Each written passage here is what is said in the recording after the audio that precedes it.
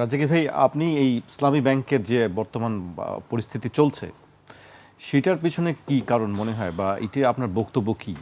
না, বক্তব্য কি যদি আমি ভাইয়ের একটা কথা থেকে শুরু করি, যে কথাটা পার্লামেন্টে বলা হয়েছে যে ফখরুল ইসলাম আলমগীরের যে ইসলাম সেটা ইসলাম নয়, জামাত ইসলামের ইসলাম ইসলাম নয়, আর ইসলামী ব্যাংকের ইসলামও ইসলাম নয়। আমি স্রেফ যদি রসিকতাও ধরি, আপনি আসেন রসিকতা অথবা সিরিয়াস, আপনি যেটাই ধরেন, ইসলামের সাথে তো ইনফ্যাক্ট এই নামগুলোর কোনো সম্পর্ক নাই।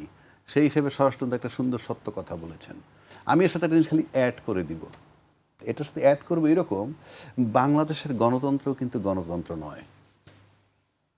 বাংলাদেশের গণতন্ত্র কি? গণতন্ত্র হলো মেজরিটি লোকের যে ওপিনিয়ন সেটাকে অ্যাকসেপ্ট করার নাম গণতন্ত্র। বাংলাদেশে সেটাকে উপেক্ষা করার নাম গণতন্ত্র। গণভোটে 69% লোকে ভোট দিছে, সেটাকে আপনি উপেক্ষা করছেন, এটার নাম গণতন্ত্র। তো এই উপেক্ষা করে আপনি যদি পার্লামেন্টে গিয়ে কথা বলতে যান, who will listen to you? আলাপ করতে পারেন। এটা হলো গায়ে যখন জোর থাকে তখন নানান ভঙ্গিমায় বলা যায়। আমি আবারও বলছি, বাংলাদেশের গণতন্ত্র গণতন্ত্র নয়, কারণ 69% লোক ভোট দিছে, সেটাকে আপনারা উপেক্ষা করছেন। আপনি গণতন্ত্র মানবেন না, আপনি ওপিনিয়ন দিচ্ছেন। সেকেন্ড থিং আসি, টাকা তসরুফ। ইসলামী ব্যাংকের আলটিমেটলি তার টাকা তসরুফ। সেটা কি বলছেন? 2 ধাপে 11,000 কোটি টাকা করে ব্যয় করা হয়েছে। কি খাতে? RDS, রুরাল ডেভেলপমেন্ট স্কিম, এর নামে টাকা দেওয়া হয়েছে প্রথম এক ধাপে। এটা আগস্টের আগে, অভ্যুত্থানের আগে, কি 10,000 টাকা করে ঋণ টিন দিয়ে, এবং পরে আবার সেটা মৌকুব করে দিয়েছে। দ্যাট ইজ টাকাটা তাদেরকে দান খয়রাত করছে। কি জন্যে? বেহেস্ত বাবা, ভোট দিবা।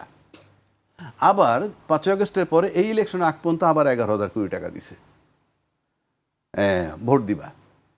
আমি এই বক্তব্যটাকে যদি সত্যি ধরে নিই, অফকোর্স যদি এটা হয়ে থাকে সেটার বিচার করা উচিত, তদন্ত করা উচিত, যেটা জামাত ইসলামকে ইঙ্গিত করে বলা হয়েছে। এবং জামাত ইসলামের আমির বীর দর্পে বলেছে, আপনারা ওভাবে বলছেন কেন? বলেন জামাত ইসলাম করেছে, নাম বলেনি, কিন্তু উনি বলেছেন যে নাম বলেন, তারপর বলছেন নাম বলতে।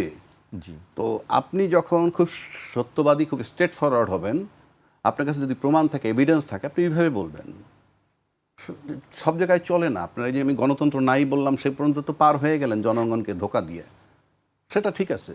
কিন্তু আমির ইসলাম, জামাতের আমির এটাও বলছে, আমি তাদের কথোপকথন বলছি, এটাও বলছে শ্বেতপত্র প্রকাশ করেন, আমি অ্যাবসোলুট চ্যালেঞ্জ করছি, এটা সে বলেছে, এবং তদন্ত করতে বলেছে। তাই না?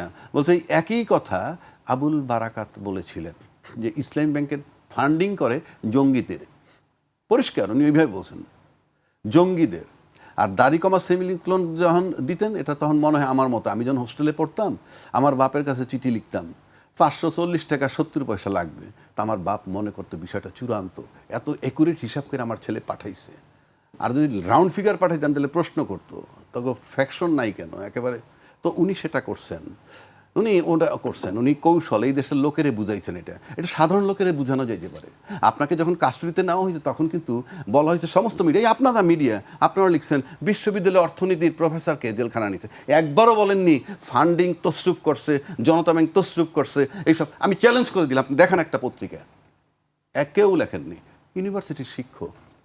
আর এইরকম বেলা একটা ঘটনা ঘটলে পরে, তাহলে তখন ওই ব্যক্তি এটা করছেন, উনি মাদ্রাসার বা অমুক, এই হুইচ ইজ ভেরি পেইনফুল।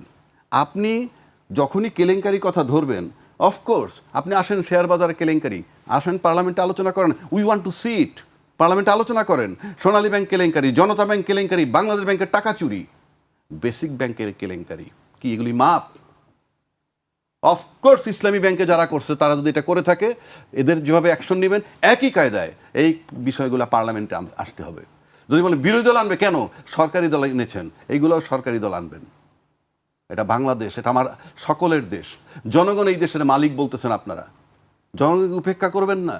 আমি আবারও বলছি, আওয়ামী লীগ যেভাবে দেশ চালাইছে, শেখ হাসিনা মাইনাস শেখ হাসিনা, আওয়ামী লীগ যদি শক্তিশালীর দিক থেকে ধরি, শুধু হাসিনা বাদ দিয়ে আজকে যদি যে আওয়ামী লীগ সাজবে বাজারে, সেই আওয়ামী লীগ, ওই হাসিনা সহ আওয়ামী লীগ যে ক্ষমতা রাখে, হাসিনা বিহীন আওয়ামী লীগ তার 50 ভাগের 1 ভাগ ক্ষমতা রাখে না। এটা মাথায় রাখতে হবে। তো একইভাবে আপনাদেরকেও সেই চিন্তা করতে হবে। আপনারা এই শেয়ার বাজার কেলেঙ্কারি, সোনালী, জনতা ব্যাংকের কেলেঙ্কারি, বেসিক ব্যাংক কেলেঙ্কারি আলাপ করেন, আমরা দেখতে চাই আপনারা আলাপ করেন। এইবার আসেন জঙ্গিদের ফান্ডিং করা বলা হয়তো, যেটা বললাম আবুল বারাকাত সাহেব বলছেন, এবং শফিক সাহেব মানে আমির সাহেব এটাও বলছে আপনারা দ্বিতীয় বারাকাত হইয়েন না, মানে উনিও বলছেন জঙ্গি। আমি সবারটাই আমি গ্রহণ করি যে ঠিক আছে, স্বরাষ্ট্রমন্ত্রী কারেক্ট, যদি হয়ে থাকে আপনি শ্বেতপত্র দেন এবং বিচারে যান। আমরা এই আলাপ শুনতে রাজি না। আগে বিগত সরকার টাকা তসরুপ করে গেছে, শুধু আলাপ, এই আলাপ মাঠে গ্রামে গঞ্জে আপনাদের আগে করে, আপনাদের আগে, আপনার ক্ষমতায় আসার আগেও, ইভেন দেশে আসার আগেও মানুষ করতেছিল। তো আপনি তো একই আলাপ করতেছেন, এইটা তসরুপ হয়েছে, ওইটা তো, what is the use of it? আপনি পার্টিকুলার ইসলামী ব্যাংক নিয়ে দিচ্ছেন। এখন আসেন, ইসলামী ব্যাংক নিয়ে আরও একটা কথা বলছে, এটা নাকি জামাতের ব্যাংক নাম্বার 1। আবার বলছেন যে অনেক আছে গ্রাহক, যারা জামাতের বহু লোক আছে গ্রাহক সে যে আন্দোলন করতেছে। এটা আমি একটু ক্লিয়ার করে দিই। প্রথমত আসেন, একটা ব্যাংক যখন হইল 10টা লোক উদ্যোগ নেয়, 10 লাখ লোকে তো আর উদ্যোগ নেয় না, 10টা লোকে উদ্যোগ নিল। এই 10টা লোক যদি জামাতের হয়ে থাকে, অপরাধ তো নাই, উদ্যোগ নিয়ে আপনি একটা ব্যাংক করতে পারেন না। তবে হ্যাঁ, এই ব্যাংক হওয়ার পর আলটিমেটলি জামাত যারা করে না তারাও গ্রাহক আছে, তবে জামাতের গ্রাহকের সংখ্যা বেশি, অর্থাৎ জামাত যারা করে বেশি। কেন?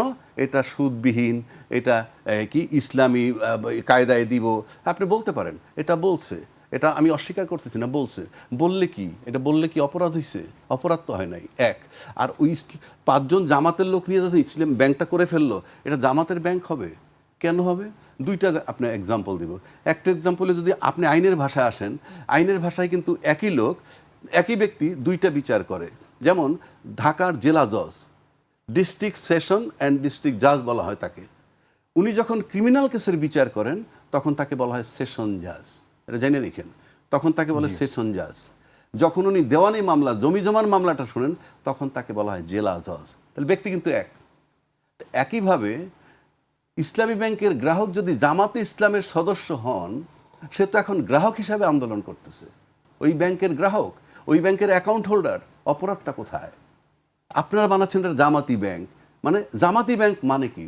1 নম্বর, তারা কি ব্যাংক করতে পারবে না? 2 নম্বর আসেন, যদি তাই বলেন যে জামাতে করছে বইলা বা একটা দলের লোক করলেই হয়, তাহলে আপনি যদি শেরিনা হোটেলের দিকে তাকান, এটা কি বিএনপির হোটেল?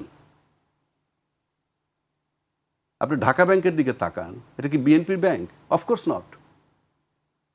বাট শেরিনা হোটেলের মালিক বিএনপি করেন, ঢাকা ব্যাংকের মালিক বিএনপির এমপি। ডাজ ইট মিন যেটা বিএনপির ব্যাংক? আবার উল্টা দিকে আসেন, 3 জন এমপি মিলে উদ্যোগ নিয়ে যদি একটা ব্যাংক করে, তাতেই বা অসুবিধাটা কোথায়? আবার বলতেছেন আপনার কি যে দলীয় লোক সব ওই ব্যাংকে ঢুকাইছে, সেখানেই বা অপরাধ কোথায়? আমি যে জেলা পরিষদের চেয়ারম্যান দিলাম, আমি যে পৌরসভার চেয়ারম্যান দিলাম, প্রশাসক দিলাম, কোত্থেকে দিলাম? কোত্থেকে দিলাম? তারা তো নিজেরা বানাইয়া নিজেরা তো করতেছে, নিজেদের লোককে প্রোভাইড করতেছে। আপনারা কোনটা করতেছেন? আমি ভাই যুক্তি দিচ্ছি, তার মানে এতে কিছু আসে যায় না। একই ব্যক্তি জামাতও করতে পারেন এবং গ্রাহকও হতে পারেন। এখন তার আন্দোলন হবে গ্রাহক হিসেবে, নট জামাতি হিসেবে। কতগুলা যৌক্তিক কথা বলতে হবে। সুতরাং আমরা যেটা বলতে চাচ্ছি যে শ্বেতপত্র প্রকাশ করুন, 1। 2, অবশ্যই যদি এই টাকা ইলেকশনের নামে টাকা নিয়ে দিয়ে দেওয়া হয়, সেইটার জন্য অবশ্যই বিচার করতে হবে, কোনো ছাড় নাই। কারণ আমার দেশ বাংলাদেশ, টাকাটা দেশের সকল জনগণের। একইভাবে আমি আবার রিপিট করছি, শেয়ার বাজার কেলেঙ্কারি, সোনালী ব্যাংক কেলেঙ্কারি, জনতা ব্যাংক কেলেঙ্কারি, বাংলাদেশ ব্যাংকের টাকা চুরি, বেসিক ব্যাংক কেলেঙ্কারি, এই যা আছে সবগুলা পার্লামেন্টে উত্থাপন করে আপনার অ্যাকশন নেন। শুধু মন মতো যেটা আপনার ভালো লাগবে সেইটা করবেন। সেটা আরও একটা কথা বলবেন, যেটা আমি আবারও বলছি, বাংলাদেশের গণতন্ত্র না। কারণ আপনারা জনগণের 69% লোকে যে ভোট দিছে সেটাকে উপেক্ষা করে আপনারা তাহলে গণতান্ত্রিক দল। বাংলাদেশের গণতন্ত্র না। সুতরাং মাথা আগে ঠিক করেন, আগে নিজেরা স্বচ্ছ হন, তারপরে অন্যকে ধরেন। জি।